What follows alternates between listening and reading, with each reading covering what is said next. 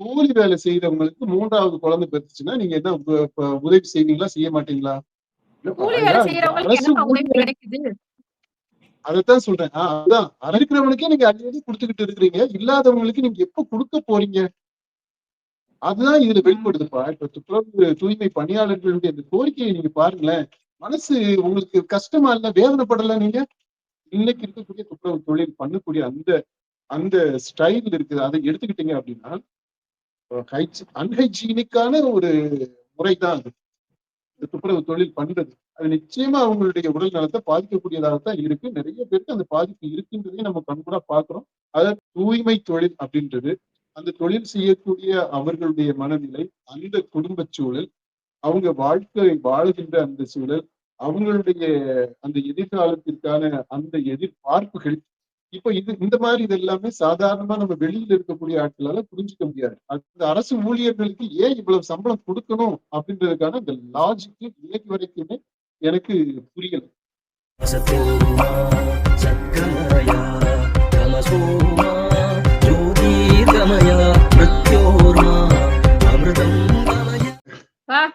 தூய்மை பணியாளர்கள் கடந்த 10 நாட்களாக போராட்டத்துல ஈடுபட்டு வர்றாங்க.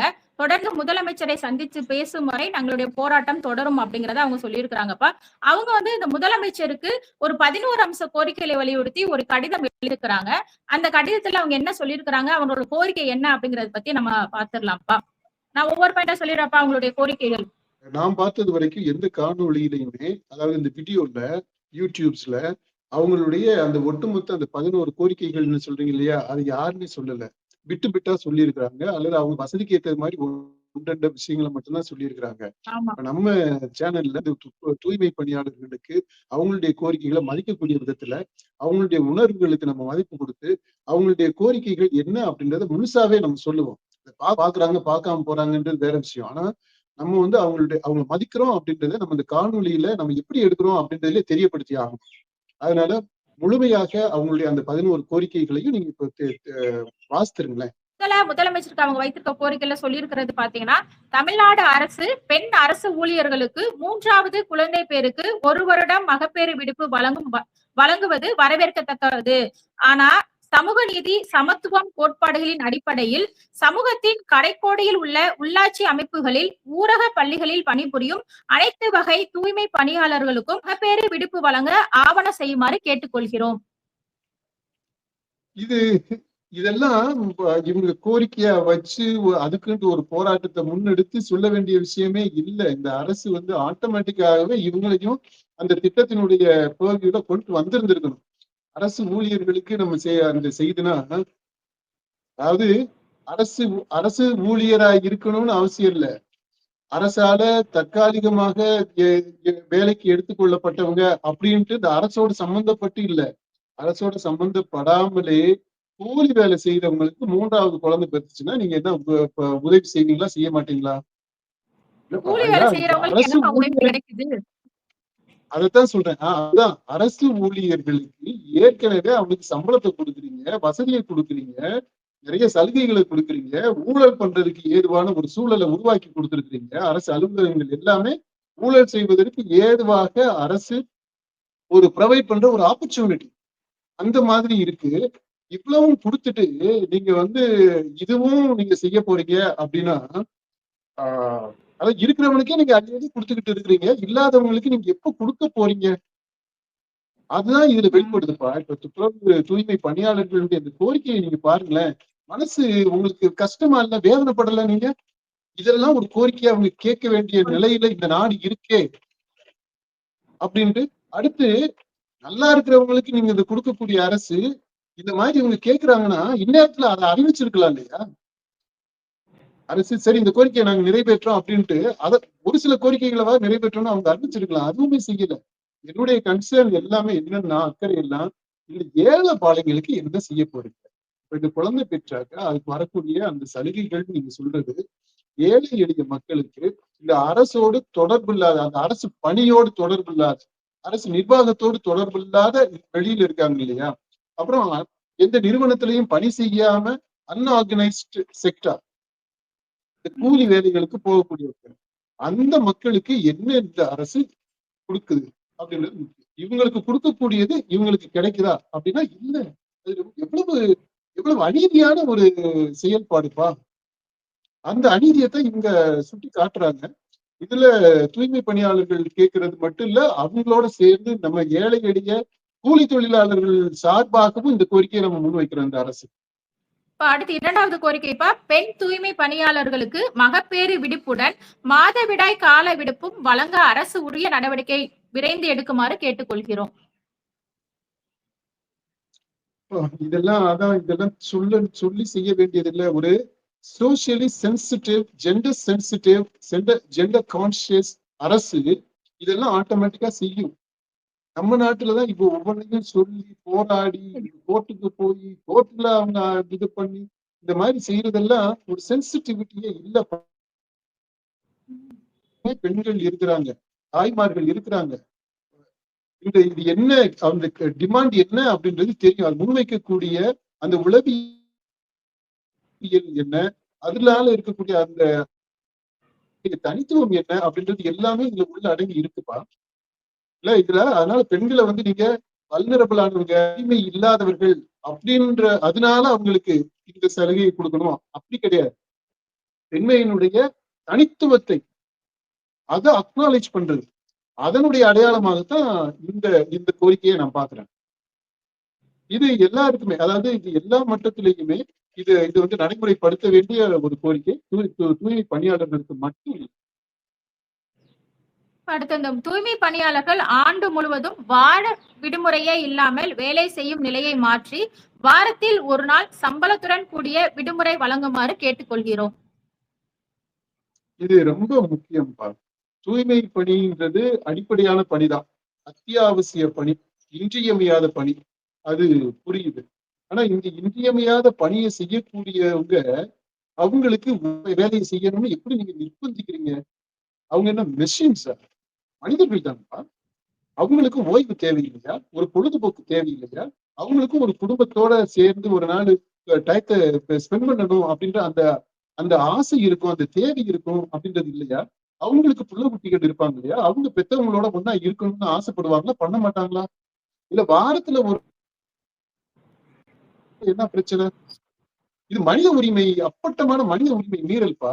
இது மாதிரி இப்ப காவலர்களுக்கும் நம்ம வேற ஒரு கான்டெக்ட்ல நம்ம பேசி இருக்கிறோம். அவங்களுக்கு இவ்வளவு தூரம் காவலர் அவங்களுக்கு மன அழுத்தம் வர்றதுக்கு ஒரு முக்கியமான காரணமே இதுதான். ஓய்வு ஒளிச்சல் இல்லாம, நேரங்காலம் இல்லாம 24 மணி நேரமும் வேலை செய்வதற்கு தயாராக இருக்க நிர்பந்திக்கப்படுது.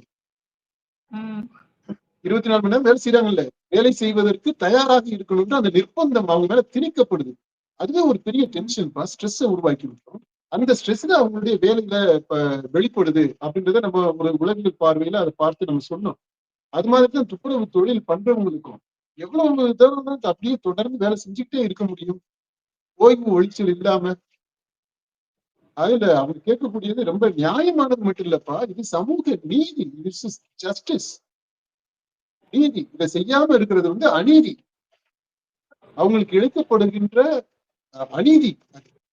தூய்மை காவலர்கள், ஊரக பள்ளிகளின் தூய்மை பணியாளர்கள் உள்ளிட்ட அனைத்து தூய்மை பணியாளர்களுக்கும் பணி நிரந்தரம் வழங்குமாறு கேட்டுக்கொள்கிறோம். பணி நிரந்தரம் வழங்குறதுன்றது சரியான கோரிக்கை தான். அவர் பணியில தற்காலிகமாகவே இருக்கக்கூடாது. எவ்வளவு காலம் தான் தற்காலிகமாகவே வச்சுக்கிட்டு இருப்பீங்க? வாழ்க்கையை வந்து அப்படி தற்காலிகத்தை நம்பியே போக முடியாதுப்பா. You need some basic security. கொஞ்சம் ஒரு பாதுகாப்பு வேணும் இல்லையா? அப்ப அந்த பாதுகாப்பு மினிமம் செக்யூரிட்டி எப்போ வரும் அப்படின்னா, ஒரு நிரந்தரமான பணி இருக்கு அப்படிங்கும் போதுதான். அப்பதான் நீங்க குடும்பத்தவே ஒரு கான்பிடென்டா நடத்த முடியும். உள்ள குட்டிகளை நம்பி ஒரு பள்ளிக்கூடத்துல சேர்த்து விடுறது அப்படின்னாலும், அல்லது எதை ஒண்ணு ஒரு கடனை உடனே வாங்கி அடுத்த கட்டமா எதை ஒண்ணு பண்ணணும் அப்படின்னாலும், இந்த பணி நிரந்தரம், ஊதியத்திற்கான ஒரு நிரந்தர வருவாய் வருவதற்கான ஒரு உத்தரவாதம், குறைந்தபட்ச உத்தரவாதம் இருக்கணும். அப்பதான் வாழ்க்கையவே நம்ம நடத்த முடியும். தொழில் இருந்து பாத்தீங்களா, அது வந்து ரொம்ப ரிஸ்கான தொழிலுப்பா. அதனுடைய ஹெல்த் ஆசிட்ஸ் ரொம்ப அதிகம். இன்னைக்கு இருக்கக்கூடிய துப்புரவு தொழில் பண்ணக்கூடிய அந்த அந்த ஸ்டைல் இருக்குது. அதை எடுத்துக்கிட்டீங்க அப்படின்னா அன்ஹைஜீனிக்கான ஒரு முறைதான் அது, இந்த துப்புரவு தொழில் பண்றது. அது நிச்சயமா அவங்களுடைய உடல் நலத்தை பாதிக்கக்கூடியதாகத்தான் இருக்கு. நிறைய பேருக்கு அந்த பாதிப்பு இருக்குன்றதையும் நம்ம கண்கூடா பார்க்கிறோம். அதற்கு போதுமான தரவுகள் இருக்கு, புள்ளி விவரங்கள் இருக்கு. இப்போ இந்த துப்புரவு பணியாளர்கள் இதனால பாதிக்கப்பட்டுட்டாங்க அப்படின்னா வேலைக்கு போக முடியாது. அவங்களுக்கு மாற்று வேலைகளும் தெரியாது. அப்படி அதாவது அவங்க துப்புரவு தூய்மை பணியாளர்களுடைய நிலை வந்து ரொம்ப ரொம்ப அதாவது அது அவ்வளவு எளிதாக நம்ம விளக்கிட முடியாதுப்பா. அந்த அந்த தொழில் பண்றதும் சரி, அதாவது தூய்மை தொழில் அப்படின்றது அந்த தொழில் செய்யக்கூடிய அவர்களுடைய மனநிலை, அந்த குடும்ப சூழல், அவங்க வாழ்க்கை வாழுகின்ற அந்த சூழல், அவங்களுடைய அந்த எதிர்காலத்திற்கான அந்த எதிர்பார்ப்புகள். இப்போ இந்த மாதிரி இது எல்லாமே சாதாரணமா நம்ம வெளியில இருக்கக்கூடிய ஆட்களால புரிஞ்சுக்க முடியாது. ஒரு எஃபர்ட் எடுத்தா தான் இதெல்லாமே புரிஞ்சுக்க முடியும். அப்படிப்பட்ட ஒரு சூழல் இந்த பின்புலத்துலதான் அவங்க பணி நிரந்தரம் வேணும் அப்படின்னு கேட்கறதுன்றது ரொம்ப நியாயமான கோரிக்கை. அந்த பணி நிரந்தரம் செய்யணும். அது அரசு பொறுப்புல, அரசு அதாவது உள்ளாட்சி பொறுப்புல இருந்தாலும் சரி, அல்லது தனியார்ட்ட போனாலும் சரி, எப்படி இருந்தாலும் அந்த பணி நிரந்தரம் அப்படின்றது வந்து அந்த உத்தரவாதம் தேவைப்படுது. அது அந்த கோரிக்கையை முன் வச்சிருக்கிறாங்க அப்படின்னா அது முழுக்க முழுக்க ஏற்றுக்கொள்ளக்கூடியது. அதை நம்ம எல்லாருமே சப்போர்ட் தான் பண்ணணும். மக்களின் பொது சுகாதாரத்திற்கு முன்னின்று பணியாற்றும் சமூகத்தின் கடைக்கோடியில் உள்ள தூய்மை பணியாளர்கள் அனைவருக்கும் அரசு நல்ல தரமான அனைத்து வசதிகளும் கொண்டுள்ள குடியிருப்புகளை உருவாக்கி தர வேண்டும் என கேட்டுக்கொள்கிறோம்.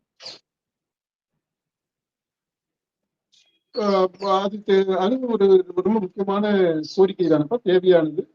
இந்த மாதிரி தூய்மை அதாவது அடுத்தவங்க கிட்ட சுத்தம் பண்ணுவாங்களா, ஆனா அவங்களுக்கு குடியிருக்கிறதுக்கு வீடு இருக்காதான், அல்லது அவங்க குடியிருக்கக்கூடிய இடம் வந்து அவங்க சுத்தம் பண்ணி அந்த கழிவுகளோட சேர்ந்து இருக்கக்கூடிய ஒரு இடமாக இருக்குமா? இதெல்லாம் என்ன முரண்பாடுங்க?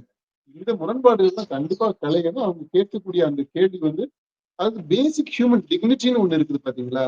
மனித மாண்பு அப்படின்னு ஒண்ணு இருக்கு, குறைந்தபட்ச மனித மாண்பு. அதைத்தான் அவங்க கேட்கிறாங்க. மக்கள் பணிகளை சட்டமன்ற உறுப்பினர்கள் சிறப்புடன் செய்ய வேண்டும் என்பதற்காக அவர்கள் நியமனம் செய்கின்ற உதவியாளர்களுக்கு மாதம் 25,000 ரூபாய் சம்பளம் வழங்க அரசு முடிவெடுத்துள்ளது.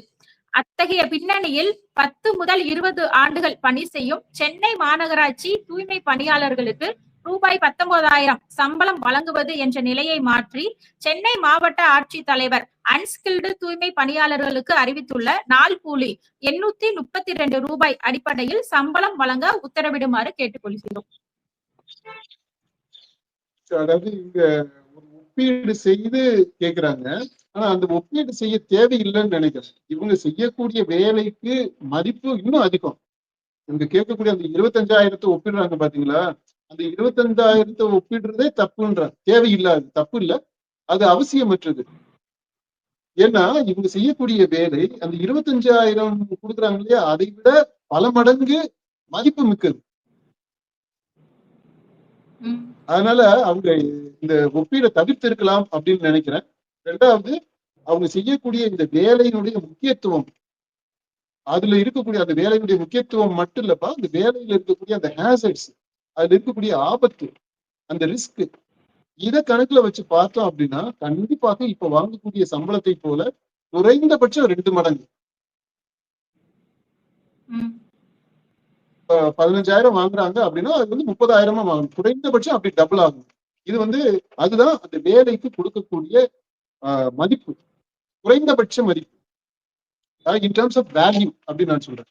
நான் ரெஸ்பெக்ட் அப்படின்றது அந்த அர்த்தத்துல, மதிப்பு மரியாதைன்றதுல அதனுடைய மதிப்பீடு அப்படின்னு பார்த்தோம்னா குறைந்தபட்சமா அது இப்ப வாங்கக்கூடிய சம்பளம் அப்படியே டபுள் ஆகும்.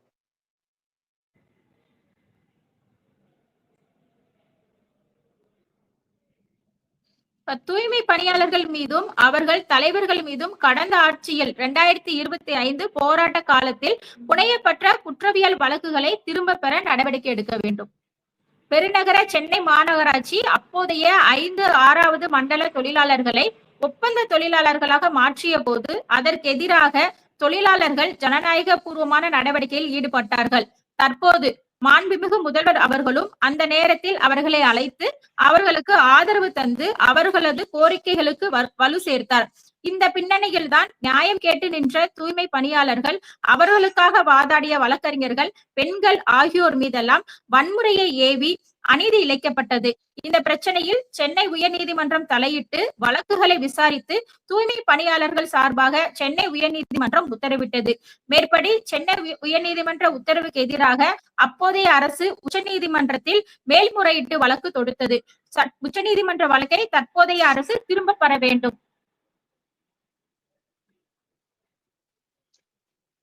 ரொம்ப நியாயமானது தானப்பா இது. ஏன்னா இது இப்போ அது தவிக தலைவராக விஜய் இந்த மக்களை சந்திச்ச போது, மக்கள் இந்த தூய்மை பணியாளர்களுடைய பிரதிநிதிகளை சந்திச்ச போது இப்போ சொன்ன அந்த விஷயம்தான். அதனால அது தமிழக அரசு எத்தனை கேஸ வாபஸ் வாங்கியிருக்கிறாங்க, எத்தனை கேஸ் புதுசா அப்பீலுக்கு போயிருக்கிறாங்க. இதெல்லாம் தமிழக அரசு செய்யலாம்னு தான் நினைக்கிறேன். செய்யணும். ஏன்னா இந்த போராட்டக்காரர்கள் மீது ஒரு அரசு கேஸ் போடுது அப்படின்னா அதுல அரசியல் காரணம் தான் இருக்குமே தவிர, அது இந்த தமிழ்நாடு அரசுக்கு எதிரான ஒரு செயல்பாடு, அரசுக்கு எதிரான சதித்திட்டம், மத்திய அரசுக்கு இந்திய இறையாண்மைக்கு எதிரான சதி அப்படின்றதுலாம் ஒண்ணும் கிடையாது. ரொம்ப பிளைன். நாங்க சொன்னதை நீ கேட்டுக்கணும். நான் சொன்னது கேட்கல அப்படின்னா வந்து தூய்மை பணியாளர்கள் பக்கம் நிக்குது அப்படின்னா கண்டிப்பாக இந்த கேஸ் எல்லாத்தையும் முந்தைய அரசு வாபஸ் வாங்கும். அரசாணை 62/2017 படி தமிழ்நாட்டில் உள்ள அனைத்து உள்ளாட்சிகளிலும் பணியாற்றுகின்ற தூய்மை பணியாளர்களுக்கும் ஊரக பள்ளிகளில் தூய்மை பணியாளர்களுக்கும் குறைந்தபட்ச சம்பளம் தர வேண்டியதில்லை என்று சொல்லி உச்சநீதிமன்றம் தற்போதைய தமிழ்நாடு அரசின் நகராட்சி நிர்வாகத்துறை முதன்மை செயலாளரால் தாக்கல் செய்யப்பட்டுள்ள பதில் மனுவை திரும்ப பெறுமாறும், அவர்கள் அனைவருக்கும் குறைந்தபட்ச சட்டப்படியான சம்பளம் வழங்க வழி செய்யுமாறும் கேட்டுக்கொள்கிறோம். அதான் இந்த கோர்ட்டுங்களுக்கு எல்லாம் இதுல என்ன வேலைன்னு தெரியல. அவங்க எல்லாம் வந்துட்டு ஒண்ணு சொல்லிட்டு பேசிக்கான ஹியூமன் டிக்னிட்டின்னு ஒண்ணு இருக்குது. இப்போ ஒரு தொழிலுக்கு கொடுக்கக்கூடிய குறைந்தபட்ச மரியாதைன்னு ஒண்ணு இருக்குது. அந்த தொழில் செய்யக்கூடியவங்களுக்கு உள்ள மனித மாண்புன்னு ஒண்ணு இருக்கு. இது எல்லாத்தையுமே கணக்குல எடுத்துக்கிறணும்பா. நீங்க இந்த தூய்மை பணியாளர்கள் அப்படின்னா கடைநிலையில ஊழியர்கள் இருக்கிறாங்க அப்படின்னா அவங்களுக்கு என்னத்தான் நீங்க பெருசா சம்பளத்தை கொடுத்து நீங்க அந்த அரசு கஜானாவுல வந்து பெரிய பாதிப்பு ஏற்படுத்திட போறீங்க. ஆனா அவங்க செய்யக்கூடிய வேலையினுடைய அவசியம் என்னன்னு நீங்க பாருங்க. ரெண்டும் டேலியே ஆகல. ஒரு காரிலேஷனே இல்லை. அரசு செலவு பண்ணக்கூடிய தொகை இவங்களுக்காக, ஆனா அந்த பணி இருக்கு இல்லையா, அதனுடைய முக்கியத்துவம். இந்த ஒரு சமூகம் ஹெல்த்தி ஹைஜீனிக்கா இருக்கணும், சுகாதாரத்தோட இருக்கணும், ஒரு சமூகம் இருக்கணும், ஒரு நாடு இருக்கணும் அப்படின்னா அதுக்கு இந்த தொழிலுடைய முக்கியத்துவம் என்ன? நீங்க ஒரு டாக்டர் இல்லாம கூட இருந்துடலாங்க, ஆஸ்பத்திரி இல்லாம கூட நீங்க இருந்துடலாம். ஆனா இந்த தூய்மை பணி செய்யக்கூடிய அந்த அமைப்பு இல்லாம நீங்க இருந்துட முடியுமா? அப்படின்னா எல்லாருமே காந்தி தாத்தா மாதிரி ஆகணும். அவங்கதான் அந்த மாதிரி செய்யணும். மகாத்மா காந்தி தான் அவரு இருக்கும்போது அவருடைய கழிப்பறையை அவரே சுத்தம் பண்ணிக்கிடுவாரு, அவருடைய தேவைகள் எல்லாத்தையுமே அவரே பார்த்துக்கிடுவாரு அப்படின்னு நம்ம அந்த நேரட்டிவ்ஸ் கதைகள் கேட்டிருக்கிறோம் இல்லையா? இப்ப அந்த மாதிரி எல்லாருமே மகாத்மா காந்தி மாதிரியான ஒரு மனநிலைக்கு போகணும். அந்த அமைப்பானது அவசியம். ஆனா அதுக்கு கொடுக்கக்கூடிய அரசு செலவு பண்ணக்கூடிய அந்த தொகை அப்படின்றது கொஞ்சம் கூட பொருத்தமே இல்லை. பீனட்ஸ். ஆனா அந்த அரசு ஊழியர்கள் அப்படின்ட்டு அந்த அரசு அலுவலகங்கள்ல வேலை செய்யக்கூடிய ஆட்கள் இருக்கிறாங்க பாருங்க, அவங்க செய்யக்கூடிய வேலையையும் அவங்களுக்கு கொடுக்கக்கூடிய சம்பளத்தையும் நீங்க பாருங்க, சம்பந்தமே இல்லைங்க. அவ்வளவு அள்ளி கொடுத்துட்டு இருக்கிறாங்க. எனக்கு அவ்வளவு கொடுக்குறாங்கன்னு எனக்கு இன்னுமே அந்த அரசு ஊழியர்களுக்கு ஏன் இவ்வளவு சம்பளம் கொடுக்கணும் அப்படின்றதுக்கான இந்த லாஜிக்கு இன்னைக்கு வரைக்குமே எனக்கு புரியல. சென்னை மாநகராட்சி ஆணையர் எமது சங்கத்தை 23/8/2026 அன்று சந்தித்த போது 3000க்கும் மேற்பட்ட தூய்மை பணியாளர்களை உறுப்பினர்களாக கொண்டுள்ள எமது சங்கத்திற்கு மண்டலம் 4, 7, 8 மாநகராட்சி வளாக கட்டிடங்களிலும் மற்றும் ரிப்பன் மாளிகையிலும் இடம் ஒதுக்கி தருமாறு தெரிவித்துள்ளார். அவரது வாக்குறுதியை விரைந்து நிறைவேற்றி தர உத்தரவிடுமாறு கேட்டுக்கொள்கிறோம். இது 11வது கோரிக்கையா வச்சிருக்கிறாங்கப்பா. இதெல்லாம் ஒரு கோரிக்கையா வச்சு போராட வேண்டிய விஷயமே இல்லைங்க. இது வந்து ஒரு நிர்வாகத்துல செய்ய வேண்டிய ஒரு சின்ன சின்ன அரேஞ்ச்மெண்ட். இதெல்லாம் கேட்காமலே அவங்க வந்து பண்ணிருக்கணும். சொல்லியிருக்கிறாங்க, அதை செய்யணும். செஞ்சிட வேண்டியதானே. அதுக்காக இதெல்லாம் இந்த போராட்டத்துல அந்த கோரிக்கைகள் நீங்க பாருங்களேன். நிறைய விஷயம் சில்லற விஷயமா இருக்கு. I'm sorry to say this, use this word. சாதாரண, அதாவது சில்லற அப்படின்னா இவங்க இவங்களை பொறுத்த மட்டும் அது முக்கியமான விஷயமா படுது. இதுக்கு முந்தைய அரசு செய்யல அப்படின்னா அதற்கு மாற்றாகத்தான் இந்த அரசு, புதிய அரசு வந்திருக்கு. இந்த புதிய அரசு வந்து இப்போ 3 மாசம் நெருங்குது. இப்போ இந்த சூழ்நிலையில 3 மாசம் தாண்டிடுச்சு, 4வது மாசம் அப்படி அது போய்கிட்டு இருக்கு. இப்போ இந்த சூழ்நிலையில இவங்க இதெல்லாமே செஞ்சிருந்திருக்கணும். ஏன்னா இதெல்லாமே அவங்களுக்கு தெரியாத விஷயம் கிடையாது. இந்த பிரச்சார டயத்துல, தேர்தல் பிரச்சார சூழல்ல இந்த போராட்ட பிரதிநிதிகள், தூய்மை பணியாளர்களுடைய பிரதிநிதிகள் எல்லாருமே போய் பார்த்து, தலைமையவே பார்த்து, அப்ப முதல்வர் வேட்பாளராக இருந்த விஜயை பார்த்து பேசி இருக்கிறாங்க. இப்ப அவருக்கு தெரியும். இப்ப அவரே முதல்வர் ஆயிட்டாரு, அவர் கைக்கு அதிகாரம் வந்துடுச்சு அப்படின்னா ஆட்டோமேட்டிக்கா இதெல்லாம் நடந்திருக்கணும். ஆனா திரும்பவும் இங்க வந்து ஒரு போராட்டத்தை கையில் எடுக்கக்கூடிய அளவுக்கு, அதுவும் இந்த போராட்டம் தொடர்ந்து நான் ஸ்டாப்பா நடந்துகிட்டு இருக்கு அப்படிங்கும் போது நமக்கு வந்து அந்த வேதனையும் இன்னொரு பக்கமா இருக்கு.